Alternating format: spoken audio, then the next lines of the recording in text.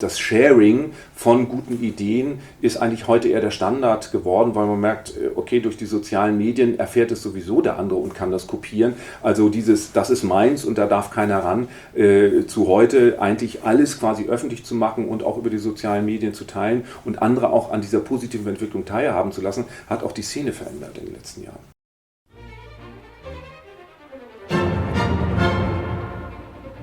The future of music. How is music and innovation going to work together?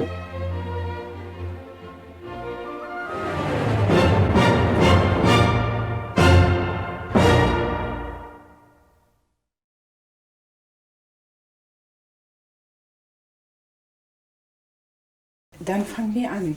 Die Deutsche Orchestervereinigung ist eine Gewerkschaft, ist ein Pool, in dem das Bürokratische dem Künstler weggenommen wird, der sich um sowas vielleicht nicht wirklich gut kümmern kann. Warum braucht es eine Orchestervereinigung? Was tut die? Wir haben von den Berliner Philharmonikern gesprochen, das sind die ganz Großen. Es geht hin bis zu freiberuflichen Musiklehrern, die auch eine Vertretung brauchen. Wie kann man diesen großen Bogen zwischen den ganz Kleinen und den ganz Wichtigen überhaupt schlagen? Die Deutsche Orchestervereinigung versteht sich zum einen als Gewerkschaft, das heißt, sie verhandelt Arbeitsbedingungen für Musiker und Musikerinnen, die in Festanstellung sind. Auf der einen Seite, auf der anderen Seite versteht sie sich als Berufsverband, die sich für alle Belange von Orchestern, von Rundfunkchören, Rundfunk-Bigbands, also der Rundfunkklangkörper, aber auch von freischaffenden Musikerinnen und Musikern einsetzt. Und das betrifft sowohl lehrbeauftragte Professoren an Musikhochschulen, die unterrichten, betrifft aber auch die Freischaffenden, die halt in Ensembles, in anderen freien Orchestern tätig sind. Also wir haben ein sehr, sehr breites Spektrum und der Titel Orchestervereinigung ist eigentlich ein bisschen irreführend. Eigentlich müsste es heißen Musikervereinigung, weil die Mitglieder sind die Musiker, die sich natürlich dann in den großen Orchestern, aber auch in den ganz kleinen Orchestern bis in die Kammerorchester rekrutieren. Und der Spagat in der Tat ist gewaltig. Also man hat die ganz großen Orchester, wo Tarifbedingungen vereinbart werden, die die Arbeitsverhältnisse dieser Musiker und auch die Vergütungsbedingungen doch recht gut gestalten, meistens in Analogie zum öffentlichen Dienst. Und dann haben wir eben selbstständige Mitglieder, die halt laut Künstlersozialkasse mit einem Jahresbruttoeinkommen von 12.000 bis 15.000 Euro auskommen müssen. Und das ist halt ein gewaltiges Spektrum. Und da geht es eben darum, das eine zu tun, ohne das andere zu lassen. Also das eine zu tun, eben Tarifverträge abzuschließen, ohne das andere zu lassen, sich eben auch um die Belange der Selbstständigen zu kümmern. Das tun wir unter anderem durch Setzen von Mindeststandards. Also wir entwickeln und propagieren Mindeststandards für Freischaffende und versuchen mit Veranstaltern, aber auch der öffentlichen Hand ins Benehmen zu kommen, was ein Musiker, der beispielsweise in einem Orchesterprojekt spielt oder auch eine Sängerin, die in einer Kantate singt, was die eigentlich mindestens verdienen sollte und damit halbwegs auskömmlich ihren Lebensunterhalt zu bestreiten. Und insofern, das ist ein großes Spektrum, aber weitere Dinge sind eben auch Themen, da geht es um Audience Development, um das Publikum von heute, aber auch das Publikum der Zukunft, um Fragen von zeitgemäßem Marketing, um soziale Medien und Orchester, um Eigenlabels von Orchestern, um Fragen wie Streaming klassischer Musik, auch die Abgeltung von Streaming, das ist ein ganz aktuelles Thema. Also wie muss der Bundestag, respektive das Bundesjustizministerium, eine Rechtsgrundlage dafür schaffen, dass Musikerinnen und Musiker, deren Leistung eben nicht mehr auf CD verbreitet wird, sondern deren Aufnahme gestreamt wird. Wie muss es dort eigentlich eine faire Vergütung geben und wie kann das organisiert werden, dass ein Musiker, dessen Aufnahme eben nicht mehr per CD über den Rundfunk vertrieben wird, sondern über eine Streaming-Plattform, dass der davon auch noch einen fairen Anteil bekommt. Das sind so ganz aktuelle Themen, die uns umtreiben. Auf der einen Seite schaffen Sie ständig Meilensteine, erreichen Sie ständig diese Mindeststandards oder in Tarifverhandlungen vielleicht Ergebnisse. Auf der anderen Seite ist ja Musik etwas, was vor allem reagiert auf aktuelle kulturelle Begebenheiten, auf politische Begebenheiten, was in der Welt passiert, was in der Umwelt passiert. Wie finden Sie die Balance, damit Sie als Vertreter aller das Richtige im Auge behalten? Also das Reagieren von Musik auf aktuelle Entwicklungen ist ein sehr weites Feld. Am besten sieht man das im Bereich des Musiktheaters, wo natürlich über die Inszenierung dann auch aktuelle Kontexte hergestellt werden. Nur da ist das Orchester ja als Dienstleister im Graben, beschreibe ich die dann immer, die Musiker, ist ja halt nur ein Teil vom Ganzen. Das Wesentliche in der Aussage ist natürlich über die Inszenierung. Aber es gibt natürlich auch andere Themen, jetzt gerade, wir haben das Beethoven-Jahr und die Beethoven-Gesellschaft, die Jubiläumsgesellschaft, macht ja auch ein Pastoralprojekt, also ein umweltbezogenes Projekt, ausgehend von der Pastoralsinfonie von Ludwig van Beethoven. Und da stellen sich natürlich ganz andere Kontextualisierungen im Sinne von, was ist mit der Klimadebatte, was ist mit Umweltschutz und weiteren Punkten. Also da sind wir dann sehr, sehr schnell in der aktuellen Debatte. Oder es gibt seit einigen Jahren auch das sogenannte Orchester des Wandels, wo sich Musikerinnen und Musiker aus der Staatskapelle Berlin auch diesen ökologischen Themen verschrieben haben, wo es beispielsweise auch ein Projekt gibt, Buchsbaumholz auf Madagaskar nachwachsen zu lassen in einem sozialverträglichen Projekt und deutsche Orchester dazu zu gewinnen, dieses Projekt zu unterstützen. Also es gibt unheimlich vielfältige Verästelungen, die dann auch sehr aktuell das Orchesterleben betreffen, oder ganz aktuell sind wir auch dabei, nicht erst seit dem Fridays for Future Bewegung das Thema Nachhaltigkeit im Orchesterbetrieb und überhaupt im Klassikbetrieb weiter voranzutreiben. Also muss wirklich jedes kleinere, mittlere Orchester für ein Konzert nach China oder nach Japan touren? Ist das wirklich ökologisch verantwortungsvoll? Oder auch andere Fragen, kann man, wenn man dann schon unterwegs ist mit dem Flieger, weil es einfach nicht anders geht, nach Australien oder nach Fernost zu kommen, kann man da eventuell dann über Kompensation nachdenken oder über eine bessere Tourplanung, die halt versucht, in Japan dann möglichst mit dem Zug zu fahren oder mit Bussen zu fahren und klimaschädliche Flugreisen zu vermeiden und so weiter und so weiter. Es sind unheimlich viele Dinge, die also auch mit dem Orchesterbetrieb zusammenhängen. Im künstlerischen Bereich kann man Themen setzen, siehe Beethoven Pastoralprojekt, nur da muss man authentisch sein. Also es ist sehr schwierig, dann als Orchester zu sagen, wir machen Beethoven Pastoralprojekt und man fliegt aber von Hamburg nach München, um dieses Konzert zu veranstalten. Da wird es dann fragwürdig. Und ich glaube, das sind so Themen, wie authentisch ist dann so eine Aussage, die ein Orchester mit künstlerischen Mitteln sehr gut machen kann, die auch Publikum anspricht. Ja, aber wie authentisch ist es, wenn man dann selbst sich nicht ganz ökologisch verhält? Und da, denke ich mal, sind noch eine Menge Punkte, die jetzt auch ganz aktuell auf der Agenda stehen. Sie sind ein Netzwerker, habe ich das Gefühl, weil es ja nicht darum geht, Themen zu setzen, Tarife zu setzen und zu sagen, damit geht ihr jetzt um, sondern dass tolle Ideen zusammenkommen und einander vielleicht helfen. Da ist die eine Seite, dass man sagt, okay, wenn jemand anders schon dort ist und spielt, kann ich vielleicht nicht hinreisen, also so, was Sie eben gesagt haben mit der Verantwortung für das Reisen, für das Fernreisen. Auf der anderen Seite ist es aber ja sehr fruchtbar, wenn viele künstlerische Ideen einander befruchten können. Also um eins klarzustellen, viele deutsche Orchester und überhaupt der Klassikbetrieb ist ein internationaler Betrieb.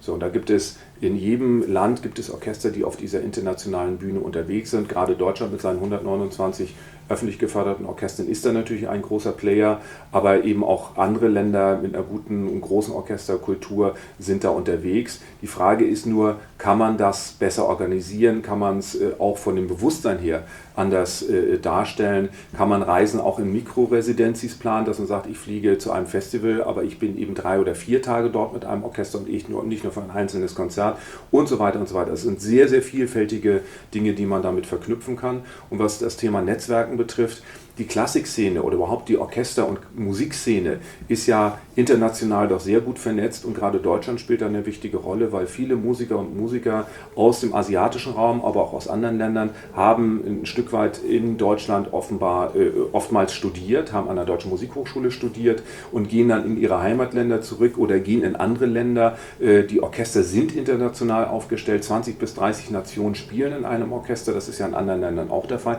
Das heißt, wir haben ein ein Mikronetzwerk von Beziehungen zwischen Musikern, Dirigenten, Solisten rund um die ganze Welt. Und das macht es dann so faszinierend zu schauen, wie gehen andere Länder mit den identischen Fragen um. Also auch in Kanada, auch in den USA hat man natürlich genau die gleichen ökologischen Fragen. Wie gehen dort Orchester, wie gehen dort Künstler damit um, kann man davon profitieren? Und dieser Austausch, die besten Ideen halt aufzunehmen und die dann auch im eigenen Land zu propagieren, das ist, glaube ich, ein ganz wichtiger Punkt. Man muss das Rad nicht immer selbst neu erfinden, sondern man kann auch von den guten Erfahrungen anderer Länder und anderer Orchester, anderer Szenen profitieren. Und dafür ist so ein internationaler Austausch sehr wichtig und der funktioniert auch ganz gut.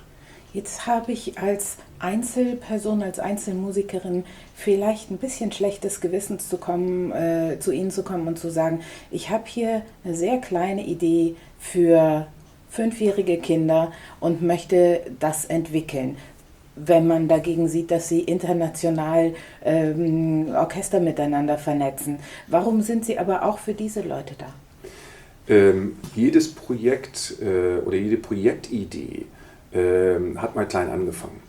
Also ob das nun ein Education-Projekt ist oder auch die Berliner Philharmoniker, als die dann mit Simon Rattle 2002, 2003 angefangen haben, Education wirklich ganz groß zu schreiben. Richard McNichol kam vom London Symphony Orchester, hat dort ja schon sehr große Erfahrungen im Education-Bereich gesammelt. Und das hat sich dann über die letzten 15, 20 Jahre eben massiv entwickelt. Also alles hat irgendwie mal klein angefangen. Und die Frage ist eben, hat man so das richtige Gespür, was ist wirklich ein Thema, was A gesetzt werden muss und B dann mit welchen Projektideen auch weiterentwickelt werden muss. So, und da kann man auch mal scheitern. Also nicht alles, was da entwickelt wurde, ist auch wirklich gut, aber die besten Ideen setzen sich dann auch in der Regel durch. Und da quasi ein Teil davon zu sein, in der Szene solche Projektideen erstmal aufzugreifen, versuchen sie zu vermitteln, versuchen sie weiterzuentwickeln. Das ist, glaube ich, das Entscheidende. Ein weiteres Beispiel, Konzerthaus Berlin hat vor einigen Jahren mit Ivan Fischer angefangen, das Publikum mitten ins Orchester reinzusetzen. Das war in der Zeit erstmalig, dass man so etwas gemacht hat. Inzwischen machen das viele Orchester nach. Also auch das ist so ein Punkt. Einer hat eine gute Idee, setzt das um, es wird darüber geschrieben, propagiert, man macht gute Erfahrungen damit und andere können das kopieren und können für sich selbst dann in ihrem Standort, in ihrem Konzertsaal Erfahrungen sammeln. Ganz ähnlich ist es ja auch im Musikvermittlungsbereich, im Education-Bereich gelaufen und läuft immer noch, dass man schaut, okay, wie geht ein Konzertorchester mit einer bestimmten Idee um, wie entwickeln sie das weiter, wie beziehen sie Kinder, wie beziehen sie Eltern, wie beziehen sie Musikpädagogen, auch Freischaffende in diese Entwicklung mit ein und wie entwickeln sich dort quasi neue Formate, gerade neue Konzertformate haben sich ja in der letzten Zeit aus dieser Situation entwickelt. Und in der Anfangszeit, Anfang der 2000er, war das ja immer noch so, derjenige, der als Freischaffender so ein Konzertformat entwickelt hat, mit so einer neuen Idee rausgekommen ist, hat das immer sehr geheim und für sich, also da durfte bloß keiner in das eigene Projekt reinschauen, weil das könnte ja einer kopieren. Das ist heute völlig anders. Also heute will man geradezu, dass gute Projektideen sich weiterentwickeln und vielleicht noch besser werden. Ja? Und insofern hat sich die Szene auch doch sehr massiv verändert. Quasi das Sharing von guten Ideen ist eigentlich heute eher der Standard geworden, weil man merkt, okay, durch die sozialen Medien erfährt es sowieso der andere und kann das kopieren. Also das ist meins und da darf keiner ran, zu heute eigentlich alles quasi öffentlich zu machen und auch über die sozialen Medien zu teilen und andere auch an dieser positiven Entwicklung teilhaben zu lassen, hat auch die Szene verändert in den letzten Jahren. Ist das ein altruistischer Gedanke, eine altruistische Entwicklung oder ist das vielleicht eine finanzielle Entwicklung auch, dass man sagen kann, wenn ich eine Idee teile, dann teile ich auch die Kosten dafür? Also das ist nochmal ein weiteres Feld. Ich glaube, die künstlerisch-inhaltliche Idee ist letztlich eine altruistische, weil es ist ja für eine Öffentlichkeit, es ist für ein Publikum. Die Frage ist nur, wenn ich als Freischaffender, also der so ein Projekt entwickelt, davon leben muss, dann wird es immer schwierig, weil ich muss mir wieder Geldgeber suchen, ich muss mir eine Stiftung suchen, ich muss vielleicht die öffentliche Hand anzapfen. Das ist in der Tat eine Frage, wie quasi Vermittlung, Musikvermittlung, kulturelle Bildung allgemein, aber auch Innovation gefördert und weiterentwickelt wird. Und das in der Tat ist ein Problem. Da sind letztlich die großen Institutionen gefordert. Das ist auch eine Fragestellung, die man immer wieder aufgreifen muss. Also soll nicht auch eine große, gut geförderte öffentliche Institution sich darum bemühen, Freischaffende die eben aus einem anderen Kontext kommen, aus einem anderen Hintergrund kommen, dann ein Stück weit in ihre eigenen Dinge einzubinden und sich sozusagen auch Input von draußen zu holen. Also nicht nur im eigenen Saft zu schwimmen, sondern durch Beschäftigung von Freischaffenden oder auch freier Gruppen, Einladung von freien Gruppen hier, das eigene Innenleben weiter zu beleben. Also dass man sagt, es sind die großen Institutionen, das ist sozusagen der Regenwald, ja, aber das Graswurzelwerk, alles was dazwischen ist, das macht ja im Grunde genommen erst diesen Regenwald aus, dass man das sozusagen auch mit berücksichtigt. Da, glaube ich, sehe ich noch Potenziale, also dass die großen Institutionen, die öffentlich geförderten, institutionell geförderten Institutionen auch ein bisschen mehr den Blick in Richtung freie Szene und Freischaffende öffnen sollten, um zu schauen, okay, wie kriegen wir da eine Balance hin, dass nicht nur wir mit einem Bollwerk hier unsere Einrichtung sitzen, sondern dass wir uns auch in Richtung Künstlerinnen und Künstler öffnen. Das findet in gewissem Maß natürlich statt. Ich lade ja Solisten ein und ich lade auch Gastkünstler ein, aber ich glaube, da gerade im Bereich Vermittlung, auch im Bereich Digitalisierung, im Bereich Inklusion, da ist noch eine ganze Menge von Feldern möglich, wo auch Institutionen sich noch weiter öffnen können und durch die Einbindung Freischaffender hier auch ihren eigenen Horizont erweitern können. Steht dann die Abwicklung von Orchestern irgendwann an? Denn wenn man sich so nach außen öffnet und viel Neues zulässt und dazu holt, dann bekommt man vielleicht auch ein Überangebot oder zu viele Eindrücke, die man verarbeiten muss im Orchester. Denn die Tradition der Orchester ist ja, dass sie als ureigener Organismus sich entwickeln, älter werden, stärker werden, sicher auch sich neue Musiker dazu holen, um sich weiterzuentwickeln. Aber es gibt doch die Klangfarben der Berliner Philharmoniker, der Staatskapelle Berlin, des Gewandhausorchesters und so weiter. Ist das bedroht, wenn man zu weit nach außen sich öffnet? Also man muss differenzieren, was Orchestertradition, Orchesterklang und Weiterentwicklung und Innovation betrifft. Sicherlich, man hat eine über 500-jährige Tradition in einigen Orchestern inzwischen schon und das ist ja auch eine zu bewahrende Sache. Das ist toll, dass man sagen kann, wir sind 1502 in Kassel gegründet worden, ja, aber wir leben heute. Und die Frage ist ja, Tradition ist das eine, aber wie kann ich aus dieser Tradition oder dem Bewusstsein dieser Tradition im Sinne von Richard Wagner, Kinder schafft Neues, immer wieder mich neu erfinden, immer wieder mich neu rechtfertigen für ein Publikum, was ja auch immer wieder neu entsteht, was sich an jedem Abend im Grunde genommen wieder neu zusammensetzt. Und das ist im Grunde genommen der Spagat zwischen Tradition und Innovation, zwischen dem Hier, also zwischen der Geschichte und dem Hier und Heute, da immer eine Brücke zu schlagen und für die Menschen heute interessant und relevant zu sein. Das ist das, was im Grunde genommen jede Institution für sich beantworten muss. Und die Berliner Philharmoniker tun das insbesondere in einer technologischen Entwicklung. Die waren immer ganz vorne, Anfang des 20. Jahrhunderts mit der Edison-Walze Schallplatte, dann später mit der Schallplatte als Vinyl, dann mit der CD, heute mit der Digital Concert Hall und einem eigenen CD-Label. Also da gab es Orchester, die schon immer eine besondere Innovation und an der Spitze dieser Innovation gestanden haben. Und insofern da ist jedes Orchester in seinem Umfeld gefragt, zu gucken, wo können wir in unserer ganz konkreten Situation als Opernorchester oder als Konzertorchester unser Publikum, unsere Öffentlichkeit, unsere Geldgeber auch in der öffentlichen Hand davon überzeugen, dass es wichtig ist, in uns zu investieren und auch in die nächste Generation von Musikern, in die Weiterentwicklung der Einrichtung zu investieren. Ich glaube, das ist das Entscheidende, was jedes Orchester für sich beantworten muss. Und da ist die Einladung von Gästen und das Erregen neuer Impulse ist, glaube ich, ein Teil des Treibstoffes, das nach vorne zu bringen. Das wäre für mich keine Bedrohung. Also die Bedrohung von Orchestern, das haben wir in der Geschichte der letzten 30 Jahre gesehen, seit der Wiedervereinigung, ist immer aus einem mangelnden Verständnis der Kulturpolitik in der Kommune oder im Land entstanden, weil man nicht ein Verständnis dafür hatte, warum gibt es dieses Orchester, warum ist es wichtig, das als Zukunftsinvestition auch weiter zu unterhalten. Und ich glaube, da hat sich auch im Selbstverständnis der Orchester eine ganze Menge entwickelt, noch nicht in allen Standorten, aber in vielen Standorten, dass man dieses auch immer wieder zu den Entscheidern der Kulturpolitik und ins Publikum, aber insbesondere zu den Entscheidern zurückspielen muss. Also das Beste, was einem Orchester doch passieren kann, ist, ein Oberbürgermeister oder ein Minister sagt, ich bin stolz darauf, dass wir hier so eine Kulturtradition haben und dass das Orchester XY ein wichtiger Teil davon ist. Also wenn man das erreicht hat, dass eine Kulturpolitik oder die verantwortlichen Persönlichkeiten davon überzeugt sind, dann hat man viel gewonnen. Überzeugen Sie mich, dass ich Musikerin werden soll?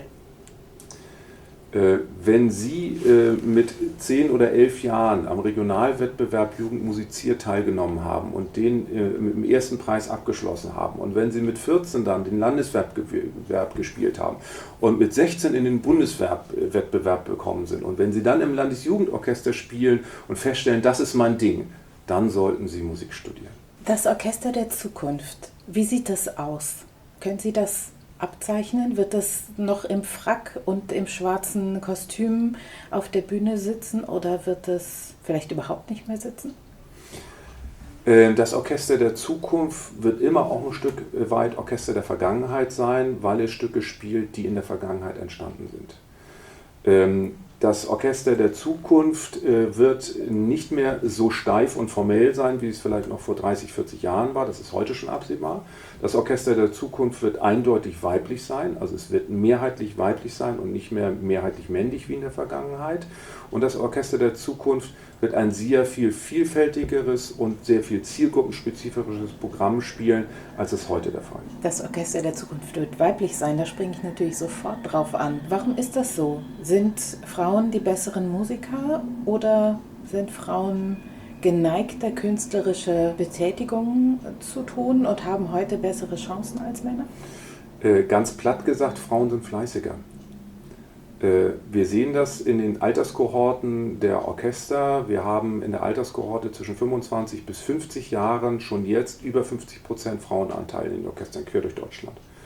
Und das hängt aus meiner Wahrnehmung da zusammen, dass insbesondere im Kinder-, Jugendalter und dann auch in der Pubertät Mädchen intensiver am Instrument üben als Jungen das vielleicht machen. Wir sehen es im Bundesjugendorchester, erste Violingengruppe, ungefähr noch 3, 4, 5 Jungen und der Rest sind Mädchen. So, und daraus leite ich zumindest für mich ab, dass Jungs dann doch sich eher von Fußball oder Daddeln am Computer ablenken lassen, als das vielleicht bei Mädchen der Fall ist. Gerade Digitalisierung und Computerspielen ist ein eklatanter Unterschied zwischen Jungen und Mädchen. Und ich glaube, dass da Mädchen einfach dann am Ende des Tages fleißiger sind am Instrument und damit dann auch gegenüber Jungen an der Musikhochschule, in der Musikschule, aber auch in der Musikhochschule einfach mal die besseren Karten haben. Insbesondere im Streicherbereich. Im Bläserbereich ist das ein bisschen differenzierter zu betrachten und auch bei Blechblas- und Schlagwerkinstrumenten gibt es immer noch einen gewissen Überhang der Männer im Vergleich zu den Frauen, aber im Streicherbereich und auch im Holzbläserbereich sind die Frauen ganz klar vorne. Wie ist es bei Komponistinnen, wie ist es bei Dirigentinnen?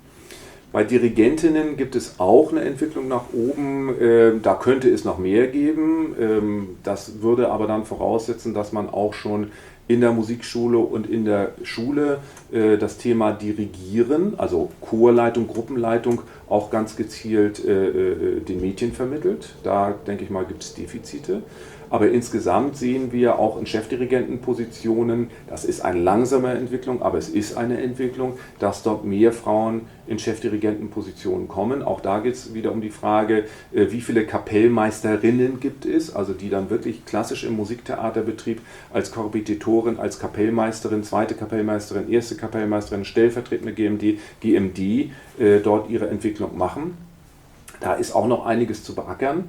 Ich weiß nicht, ob man da einen Frauenförderplan braucht und ob der überhaupt helfen würde. Auch eine Quote würde das wahrscheinlich nicht bringen. Es hängt, glaube ich, an verschiedenen Punkten, also Musikschule, Musikhochschule, dort auch junge Frauen wirklich mehr zu ermutigen, Führungsfunktionen, wenn sie es denn wollen, und man muss ja auch eine gewisse Berufung dafür haben, das dann auch wirklich zu machen. Die Musik der Zukunft, wie sieht die aus? Die Musik der Zukunft wird einen Bereich von New Classical Music und Filmmusik stärker bedienen, weil das einfach ein Bereich ist, der auch eine sehr breite Zuhörerschar anspricht. Es wird immer den Teil des klassischen Kanons geben. Es wird aus meiner Sicht auch mehr Neuentdeckung geben. Also gerade im Bereich im Opernrepertoire sind wir ja relativ auf 80 bis 100 Kernwerke des Repertoires beschränkt. Und dann gibt es vielleicht auch mal eine barocke Ausgrabung und noch mal eine Uraufführung. Aber im Konzertbetrieb haben wir eine unendliche Vielzahl von noch nicht entdeckten oder wieder zu entdeckenden Komponisten, Telemann, der gesamte Barockbereich, aber auch der Klassikbereich und der Romantikbereich. Da sind noch so viele Schätze zu heben, auch von Komponistinnen an der Stelle, ja, wo ich glaube, dass da noch eine Menge zu machen ist. Die zeitgenössische Musik aus meiner Sicht hat sich so ein bisschen in einen Elfenbeinturm entwickelt und muss sehen, wie sie aus dem dann wieder rauskommt. Ich glaube, da ist auch das Frage, wie gehen wir eigentlich mit New Classical Music um, wo der zeitgenössische Komponist dann vielleicht die Nase rümpft und sagt, das ist aber nicht seriell oder das ist jetzt aber nicht Mikro oder das ist nicht diese oder jene Richtung, deswegen ist das keine zeitgenössische Musik. Jede Musik, die heute erstmal aufgeführt wird, ja, würde ich dann nur danach unterscheiden, ist das gute oder schlechte Musik. Mir ist relativ egal, wann die geschrieben worden ist.